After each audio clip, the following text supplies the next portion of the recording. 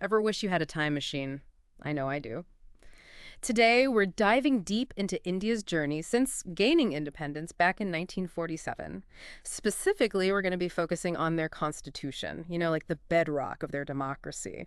You guys provided us with some fascinating excerpts from Laxmikanth 11.pdf, and this is a report that analyzes the Indian constitution after it's been in action for 50 years.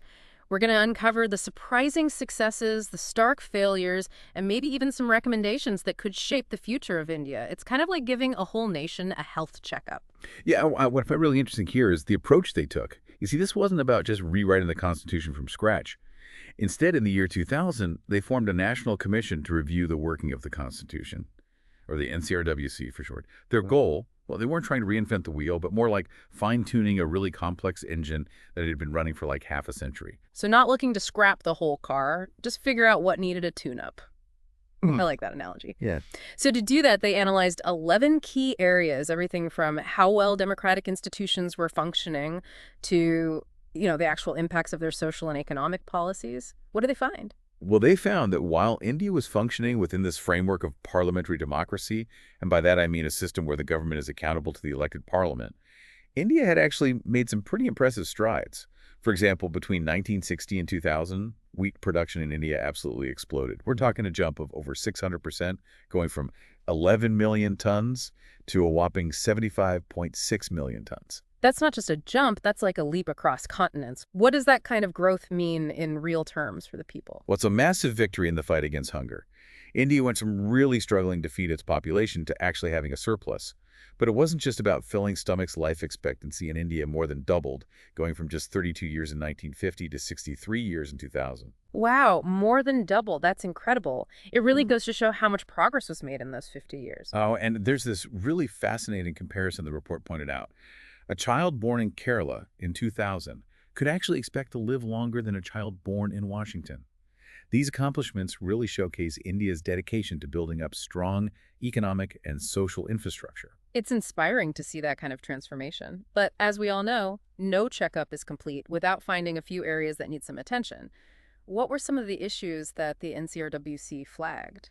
Sadly, the report didn't hold back on highlighting some serious concerns, and one of the most stark findings was this issue of income inequality. They found that the richest 20% of the population held an unbelievable 85% of the income, while the poorest 20% had access to a measly 1.5%. That's a shocking disparity. You'd think that with all the progress made, things would be a bit more balanced. You would, unfortunately, that wasn't the case. And to make matters worse, India's maternal mortality rate in 1998 was alarmingly high, 100 times that of Western nations. This really raises questions about healthcare access and the well-being of women in India at that time. Absolutely, those numbers are troubling. It sounds like the NCRWC had a lot of ground to cover. Did they just point out the problems, or did they actually attempt to come up with some solutions? Oh, they absolutely did. In fact, they came up with a massive 249 recommendations. Talk about a thorough checkup. 249. They were not messing around. So what did some of these recommendations actually look like? Well, when it came to fundamental rights, they proposed adding some new ones, like the right to privacy, the right to compensation for illegal deprivation of life or liberty, and even the right to safe drinking water. These additions really show a dedication to ensuring basic needs and freedoms for all citizens. It sounds like they were really focused on making Indian democracy more inclusive and responsive to the needs of all of its citizens. Did they address things like the electoral process, given the concerns we talked about before, like political decay? They absolutely did, and they proposed some pretty bold changes. Imagine a system where politicians with serious criminal records are actually barred from running for office, and where elections are funded by the state to help create a more level playing field for all candidates. That's exactly what the NCRWC envisioned tackling corruption head-on. That would be a pretty radical shift. Did they look at the judicial system as well? They did. To make the process of appointing judges more transparent and accountable, they suggested setting up a National Judicial Commission. This commission would be in charge of recommending judges to the Supreme Court instead of the more opaque system that was in place at the time. Seems like they covered a lot of ground. Makes you wonder if this was a one-off event or if India had ever attempted to review its constitution before. Well, the idea of reviewing and reforming the Constitution actually has deep roots in India. Jawaharlal Nehru, India's first prime minister, believed that a constitution must be a living document, able to adapt to the changing needs of society. This wasn't about changing the core principles, but about recognizing that no document is perfect and sometimes updates are necessary. That's a really interesting point. So, were there any other events or committees that had tackled this before the NCRWC? Yes, a very significant one was the formation of the Swaran Singh Committee back in 1976. They provided recommendations on a wide range of issues, including clarifying the powers of the parliament and, importantly, the concept of judicial review. For those who might not be familiar, can you quickly explain what judicial review is? Sure, judicial review basically means that the courts have the power to assess whether laws passed by the parliament are in line with the Constitution. If a law is deemed unconstitutional, the courts can actually strike it down. It's a crucial check on the power of the legislature. That makes sense. It ensures that no one, not even the parliament, is above the Constitution. So it seems like the NCRWC wasn't just a standalone event, but part of a larger tradition of continuous review and reform. Exactly. And this tradition really highlights a key insight. India's commitment to constantly evaluating and improving its constitution. It's like they're saying this is a living document, not a museum piece. I love that. So we've seen the incredible progress that India made in its first 50 years, but also the harsh realities of failures and areas of concern. And we even got a glimpse into the NCRWC's pretty ambitious recommendations aimed at strengthening Indian democracy. But did those recommendations just sit on a shelf and gather dust? We'll have to find out in part 2 of our deep dive into India's constitutional journey. Welcome back to our deep dive into India's constitutional journey.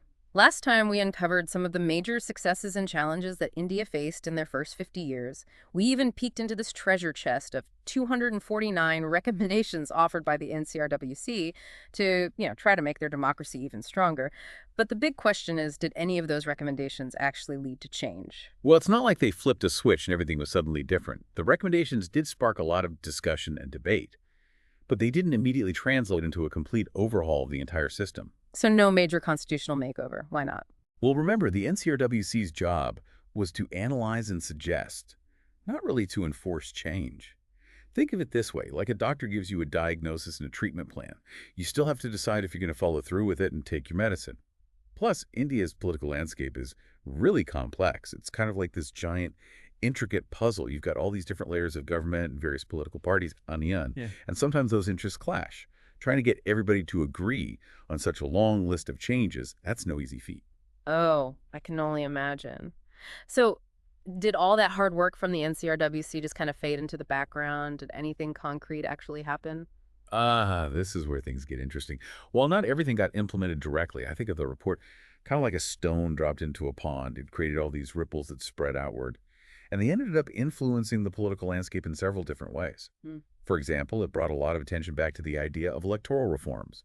People really started debating things like how campaigns are financed and whether candidates with criminal backgrounds should be allowed to even run for office. So even if they didn't get everything on their wish list, they still managed to shift the conversation in some really important ways. Exactly. And some recommendations actually did lead to direct action. A great example of this is the Right to Information Act, which was passed in 2005.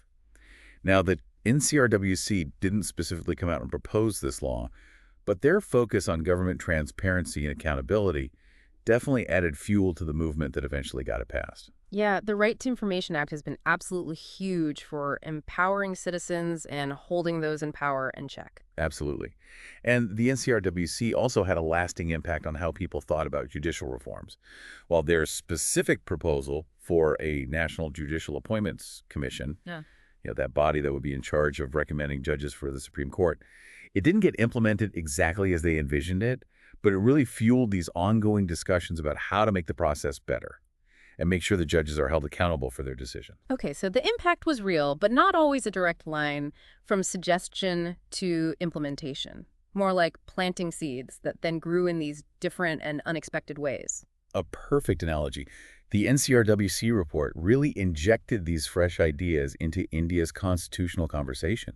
Lawmakers, legal experts, even regular citizens. They started to question these old assumptions and think about new ways to strengthen their democracy. I really like that way of looking at it. It wasn't just about checking off boxes. It was about getting people thinking critically about their constitution and how it could better serve their needs. And that impact is still unfolding today. The issues that the NCRWC tackled, things like fair elections, social justice, the balance of power between different branches of government. These are all still very much at the heart of India's journey as a democracy. So the NCRWC left this lasting legacy. Even if not all the recommendations were adopted right away, they definitely sparked this conversation that is still going on today. What would you say is the biggest takeaway from all of this? I think the biggest takeaway is that no constitution, no matter how well written, is ever truly finished. The NCRWC showed us just how important it is to continuously review and reform and make sure that it's still serving the people and addressing the challenges of the current times. Yeah, that makes perfect sense. I mean, the world's constantly changing, societies are always evolving, new problems pop up, technology advances at an alarming pace, and the laws that govern us really do need to keep up. Exactly. And the NCRWC's efforts, even with its mix of successes and bumps along the way, is provided this valuable blueprint for how to tackle these kinds of big constitutional reviews and actually make some much-needed changes. So they didn't just give recommendations, they set an example for future generations on how to engage in this kind of national self-reflection. Now, that's a really powerful legacy. But what does all of this mean for India today, 2 decades after that big NCRWC report? Find out in the thrilling conclusion of our deep dive into India's constitutional journey. We've come a long way on this journey, haven't we? We've explored the highs and lows of India's constitutional journey, from those incredible leaps forward to the setbacks that they encountered along the way, and of course those 249 recommendations from the NCRWC aimed at strengthening their democracy.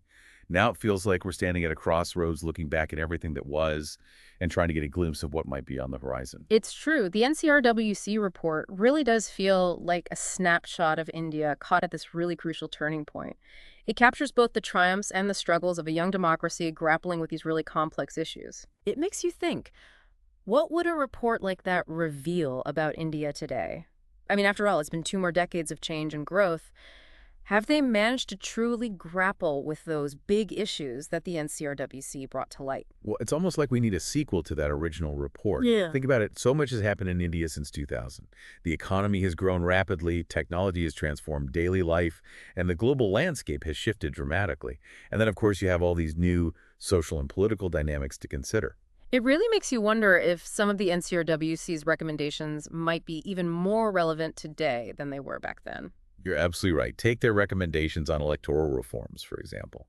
We hear so much these days about money's influence on politics and concerns about candidates with criminal backgrounds getting into positions of power. The NCRWC's proposals for stricter qualifications and campaign finance rules, well, those could be absolutely crucial for India's democracy today. What about their recommendations on social justice and ensuring equal opportunity for all citizens? Has India made progress in those areas over the past 2 decades?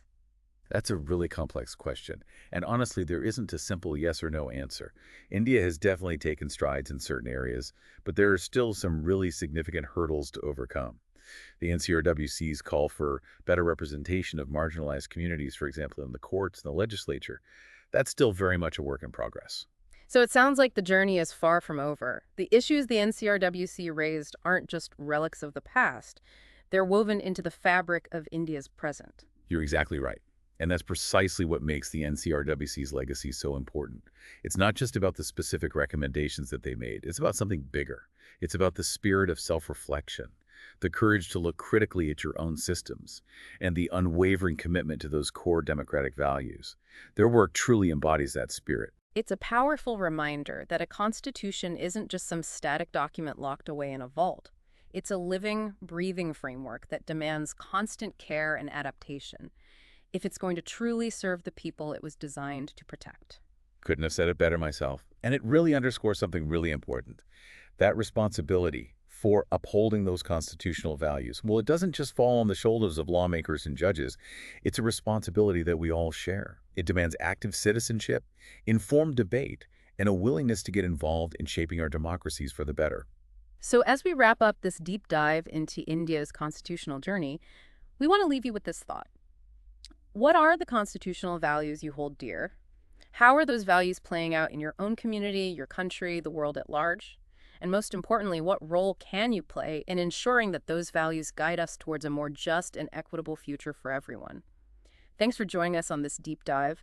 We hope it sparked your curiosity and maybe even inspired you to keep exploring these fascinating and incredibly important questions.